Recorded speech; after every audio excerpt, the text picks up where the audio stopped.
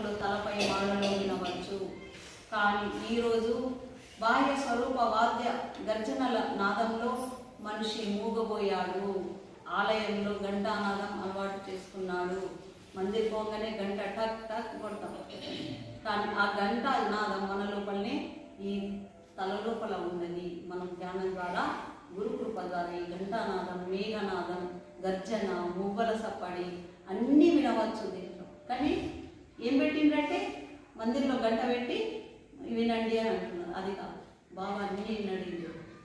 వాస్తవంగా ఈ సమస్త ధ్వనినాదములు లేక దశానాదములు ధ్యానం ద్వారా మనలోనే వినగలుగుతామని సంత్ యోగులు ఈ సమస్త దశానాదములను ప్రాప్తింపజేసుకొని మనకు చెప్తున్నారు. వాళ్ళకు అనుభవాలైన గ్రంథాలు రాసి పెట్టారు. ఇప్పుడు తబల, వీణ అన్ని వాయించేదంటే ఆ గ్రంథాలను చూసి వీళ్ళు నేర్చుకున్నారు. ఋషిమునులు రాసించి పెట్టినాయి, వీళ్ళు మనము దాన్ని పైకి వేస్తున్నాం. ఈ మానవ శరీరంలో ఎన్నో మంచి గుణాలు మరియు చెడు గుణాలు నిండి ఉన్నాయి. కానీ ఇవన్నీ గుణాలు శక్తి రూపంలో ఉంటాయి. ఈ శక్తులకే దేవి దేవతల పేర్లు పెట్టారు. ఈ శక్తి యొక్క రూప ఆలోచనలు మరలించి స్వరం సృష్టించి దానికి ప్రతిష్ఠించి పూజలు చేస్తారు. మరియు వీటికే అడవి పోచమ్మ, మైసమ్మ, ఎల్లమ్మ, మల్లమ్మ మొదలైన దేవీ దేవతల విగ్రహాలను ప్రతిష్ఠించి వాటికి పశుబలి ఇస్తూ ఉన్నారు. కానీ మన శరీరంలో నివసించే దుర్గుణాలను దూరం చేసే షడ్వికారాలను అంటే క్రోధం, లోభం, మోహం, మదం, మాత్సర్యం ఈ రాక్షసులకు తలవంచి పశు జంతువులను బలి చేసి పాపాలు చేస్తుంటారు.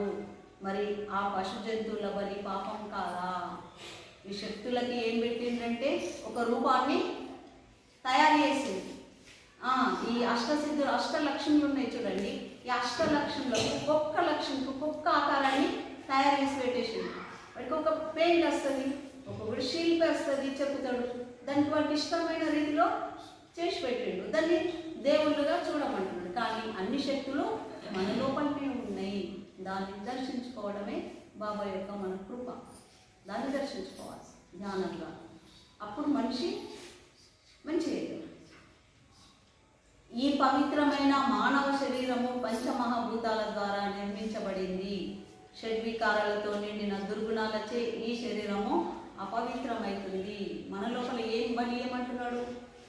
కామం, క్రోధం, లోభం, పిస్నారితనం, మోహం, మోసం, మదం, మాత్సర్యం, అహంకారం ఈ బలి జంతువులు ఇల్లు ఉన్నాయి.